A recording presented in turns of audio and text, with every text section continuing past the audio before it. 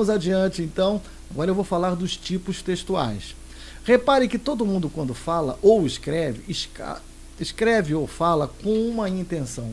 A pessoa pode querer contar uma história, descrever uma cena, dar uma ordem, convencer o ouvinte ou leitor, expor uma situação. Conforme essas intenções da construção do texto oral ou escrito, o tipo textual será narrativo, descritivo, injuntivo, argumentativo ou expositivo. E não é assim só.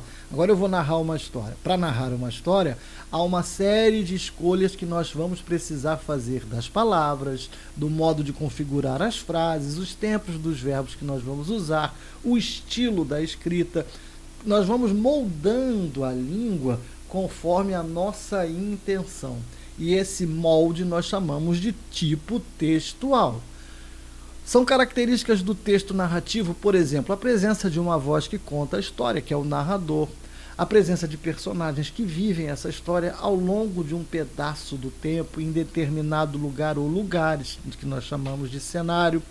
Se nós, por outro lado, queremos descrever um lugar, uma pessoa, uma situação, nós usamos a língua para descrever e usamos o tipo textual chamado de descritivo. E outra vez nós moldamos a língua para esse propósito da descrição. Os verbos são diferentes dos verbos da narração. Há uma presença maior de adjetivos.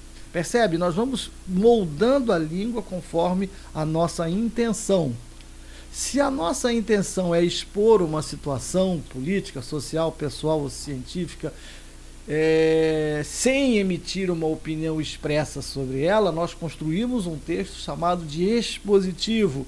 E também nós, se quisermos convencer o nosso leitor ou ouvinte de uma ideia, de um posicionamento político, de uma descoberta científica, de um caminho filosófico, nós usamos a língua para formular um texto argumentativo. Já se a nossa intenção é ensinar, ordenar, instruir, nós usamos a língua para formar o texto chamado de injuntivo, que você vê em parte das receitas culinárias, que você vê, por exemplo, nos manuais que acompanham os eletrodomésticos que nós compramos, modo de usar, coisa e tal. Então nós temos aí esses 5 tipos textuais e aqueles milhares de gêneros sobre os quais eu falei anteriormente.